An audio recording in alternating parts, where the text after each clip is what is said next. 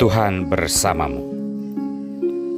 Inilah Injil suci Yesus Kristus menurut Matius, bab 16, ayat 13 sampai dengan ayat 19.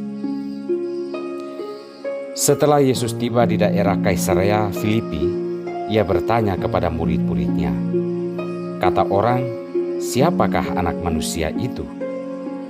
Jawab mereka, ada yang mengatakan Yohanes Pembaptis, ada juga yang mengatakan Elia, ada pula yang mengatakan Yeremia atau salah seorang dari para nabi. Lalu Yesus bertanya kepada mereka, tetapi apa katamu, siapakah aku ini? Maka jawab Simon Petrus, engkau adalah Mesias, anak Allah yang hidup. Kata Yesus kepadanya, berbahagialah engkau Simon bin Yunus, sebab bukan manusia yang menyatakan itu kepadamu, melainkan Bapa-Ku yang di sorga. Dan aku pun berkata kepadamu, engkau adalah Petrus, dan di atas batu karang ini aku akan mendirikan jemaat-Ku, dan alam maut tidak akan menguasainya. Kepadamu akan diberikan kunci kerajaan sorga. Apa yang kamu ikat di dunia ini akan terikat di sorga, dan apa yang kau lepaskan di dunia ini akan terlepas di sorga. Demikianlah Injil Tuhan.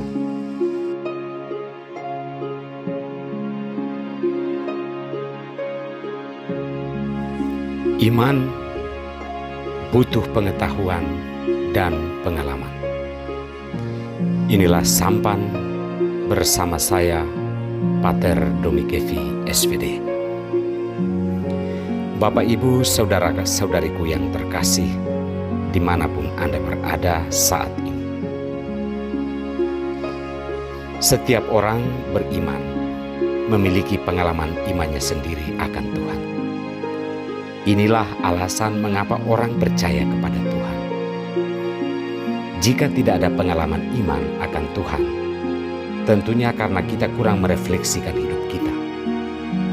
Hal ini bisa jadi pernyataan, tetapi juga bisa jadi ajakan agar kita merefleksikan pengalaman-pengalaman hidup kita berdasarkan terang iman akan Tuhan, sehingga iman kita benar-benar iman yang hidup dan iman yang menyelamatkan. Iman Kristiani berpusat pada Kristus sebagai kepala gereja, maka setiap pengikut Kristus perlu untuk merefleksikan pengalamannya akan Yesus sebagai kepalanya. Saudara-saudariku terkasih, hari ini Yesus bertanya kepada murid-muridnya dan kepada kita yang hidup di zaman ini, menurut kamu, siapakah anak manusia?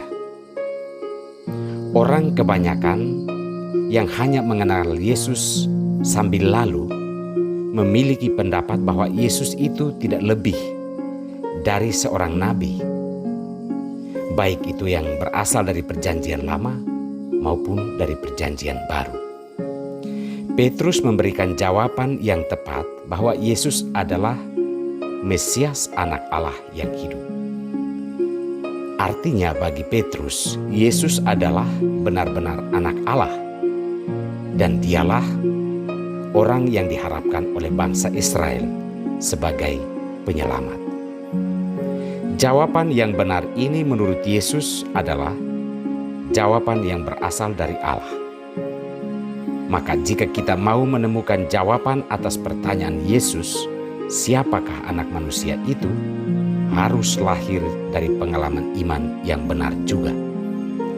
Kita tidak menjawabi pertanyaan Yesus seolah-olah kita sedang menempuh ujian di sekolah, karena Yesus tidak sedang menjadi guru kita. Yesus sedang meminta pengalaman hidup kita sebagai orang beriman.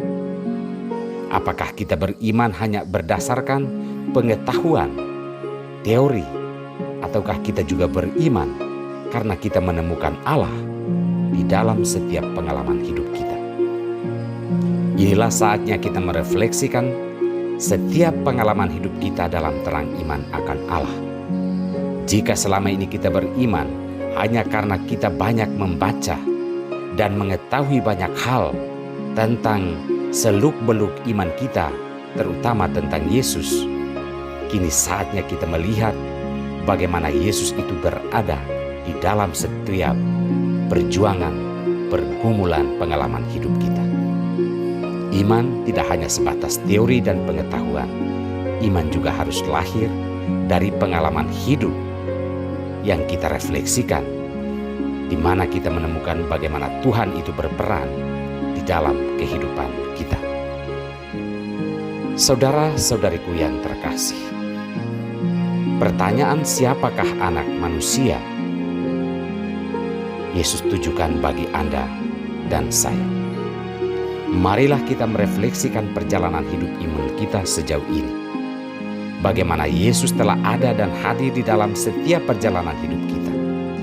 Refleksi ini penting untuk menemukan iman yang benar-benar akan Allah. Namun refleksi ini juga hanya bisa lahir dari kehidupan iman yang baik dan benar, bukan jatuh dari langit.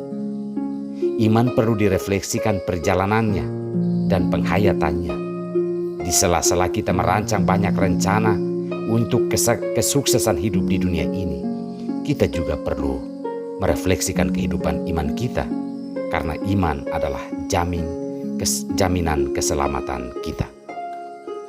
Tuhan memberkati kita semua.